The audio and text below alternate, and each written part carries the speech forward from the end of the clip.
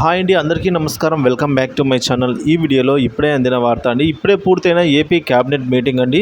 So ముఖ్యమైన అంశాలు ఏమేమి నిర్ణయం తీసుకున్నారు, కీలక నిర్ణయాల గురించి సమాచారం అయితే ఈ వీడియోలో తెలుసుకుందాం. అలాగే ఉద్యోగులకు సంబంధించి ఏ నిర్ణయాలు తీసుకున్నారు, అసలు తీసుకున్నారా లేదా, తీసుకుంటే ఏ నిర్ణయాలు తీసుకున్నారు, ఎటువంటివి అన్ని పూర్తి ఇన్ఫర్మేషన్ అంతా ఈ వీడియోలో తెలుసుకుందాము. వీడియోని ఎక్కడే కానీ స్కిప్ చేయకుండా ఎండ్ వరకు చూడండి, అప్పుడే పూర్తి ఇన్ఫర్మేషన్ అర్థమవుతుంది.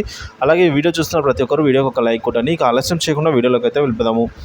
ఫ్రెండ్స్, ఇక విషయానికి వచ్చినట్లయితే ఆంధ్రప్రదేశ్ ముఖ్యమంత్రి నారా చంద్రబాబు నాయుడు గారి అధ్యక్షతన సచివాలయంలో ఏపీ సచివాలయంలో క్యాబినెట్ సమావేశంలో పలు కీలక చర్చలు అయితే జరిగాయి.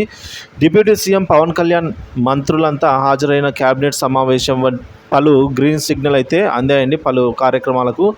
అందులో సాగునీటి సంఘాల ఎన్నికల నిర్వహణకు కేంద్రం ఆమోదం తెలిపింది. అలాగే రివర్స్ టెండర్ విధానాన్ని రద్దు చేసింది క్యాబినెట్. పాత విధానంలో టెండర్లు పిలిచేందుకు ప్రతిపాదనలు మంత్రివర్గ ఆమోదం లభించింది. పోలవరం ఎడమ కాలువ పనులు పునరుద్ధరణకు క్యాబినెట్ గ్రీన్ సిగ్నల్ అయితే ఇచ్చింది. ప్రస్తుత పనులు చేపడుతున్న కాంట్రాక్టు సంస్థతో పనులు కొనసాగించేందుకు అంగీకారం అయితే తెలిపింది. ఎక్స్చేంజ్ శాఖ పునర్నిర్వహణ మళ్ళీ తిరిగి నిర్మించడానికి క్యాబినెట్ అయితే ఆమోదం లభించిందనమాట. ఇక స్పెషల్ ఎన్ఫోర్స్మెంట్ బ్యూరో రద్దుకు అయితే తీర్మానం చేసింది ఏపీ క్యాబినెట్. పట్టాదారు పాస్ పుస్తకంపై జగన్ పేరును, బొమ్మలను రాజకీయ పార్టీల లోగో నుంచి అయితే తొలగించేందుకు క్యాబినెట్ ఆమోదం లభించగా 21.86 లక్షల పట్టాదారు పాస్ పుస్తకాలపై కొత్తగా రాజముద్రను ముద్రించి ఇవ్వడానికి క్యాబినెట్ ఓకే చెప్పింది. 77 లక్షల సర్వే రాళ్లపై అయితే మాజీ సీఎం జగన్ బొమ్మను అయితే వాటి నుంచి తొలగించి వాటిని వినియోగించుకునేందుకు క్యాబినెట్ ఆమోదం అయితే ముద్ర వేసింది. 22A అలాగే ఫ్రీ హోల్డ్ భూముల వివాదంపై అయితే రెవెన్యూ సదస్సుల నిర్వహణకు ఆమోదం లభించగా వివాదాల్లో ఉన్నటువంటి భూముల రిజిస్ట్రేషన్ నిలిపివేతకు అయితే గ్రీన్ సిగ్నల్ ఇచ్చింది క్యాబినెట్.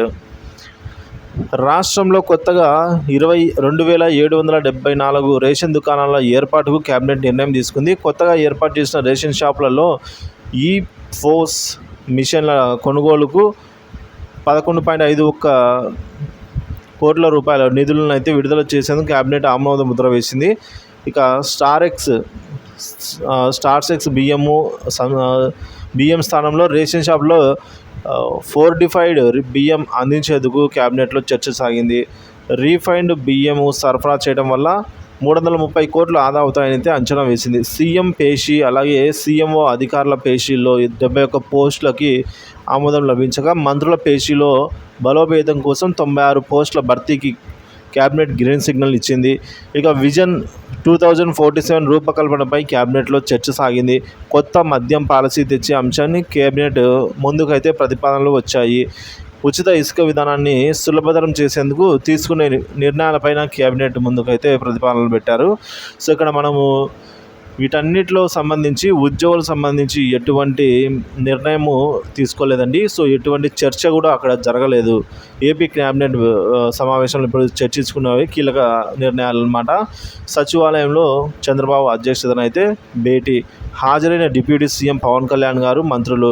కీలక నిర్ణయాలకు ఆమోదం తెలిపిన క్యాబినెట్. కానీ ఉద్యోగులకు మళ్ళీ ఈ క్యాబినెట్ నిరాశే మిగిలించిందని అయితే తప్పక చెప్పుకోవాల్సిన అవసరం అయితే ఉందండి. సో ఉద్యోగులకు సంబంధించి ఎటువంటి నిర్ణయం అయితే తీసుకోవడం లేదు.